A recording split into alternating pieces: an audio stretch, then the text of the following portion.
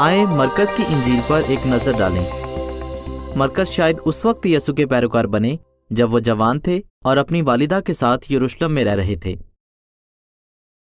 ऐसा लगता है कि इब्तदाई मसीही कलीसिया इबादत के लिए उनके घर जमा होती थी। मरकज ने शायद यसु के साथ तो ज्यादा वक्त नहीं गुजारा, लेकिन उन्होंने पतरस रसूल, पौलुस रसूल और अपने रिश्ते के भाई बरनबास के साथ खुदा की खिदमत में काफी वक्त गुजारा। उन्हें पौलुस और बरनबास के साथ दूर दराज इलाकों में मुनादी करने का एजाज मिला। खुशखबरी सुनाने की खातिर वो बाबल और रोम तक भी गए। हो सकता है कि जब मरकज 60 से 65 ईस्वी में रोम में थे तो उसी वक्त उन्होंने यसु की जिंदगी पर किताब लिखी हो। ये किताब तीसरी इंजील थी जिसे इब्तदाई मसीही कलीसियाओं तक पहुंचाया गया। अगरचे मरकज ने जो मालूमात तहरीर की वो दूसरी इंजीलों में भी हैं, लेकिन उन्होंने कुछ मुनफरिद मालूमात भी दी। मिसाल के तौर पर यह बात वाज़ेह है कि इस किताब को गैर यहूदियों, खासतौर पर रोम के लोगों को जहन में रखकर लिखा गया। मरकज ने ऐसी इस्तिलाहों और रिवायतों की वजाहत की जिनसे रोमी और दूसरे गैर यहूदी वाकिफ नहीं थे। उन्होंने ज्यादातर मालूमात शायद पतरस से ली थीं, जिन्होंने तकरीबन वो सभी वाक़यात अपनी आंखों से देखे थे जो मरकज ने तहरीर किए।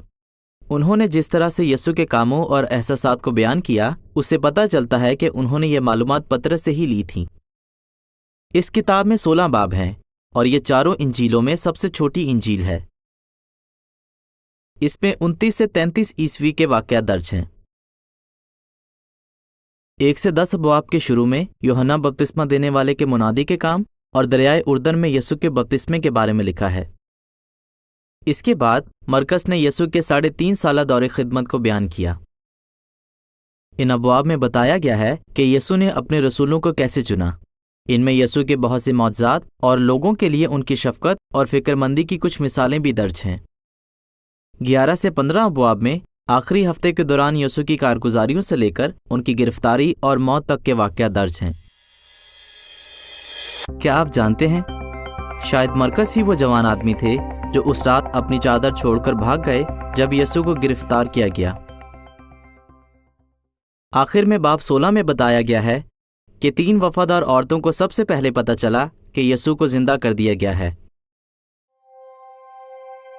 इस इंजील को पढ़ते वक्त गौर करें कि यसु ने बीमारी, मौत और कुदरती ताकतों पर अपने इख्तियार को कैसे जाहिर किया। उन्होंने लोगों के लिए शफकत और फिक्रमंदी कैसे जाहिर की और उन्होंने कितने जज्बे से अपने बाप की मर्जी को पूरा किया और यूं दिखाया कि वो खुदा की बादशाहत के बादशाह के तौर पर क्या कुछ करेंगे।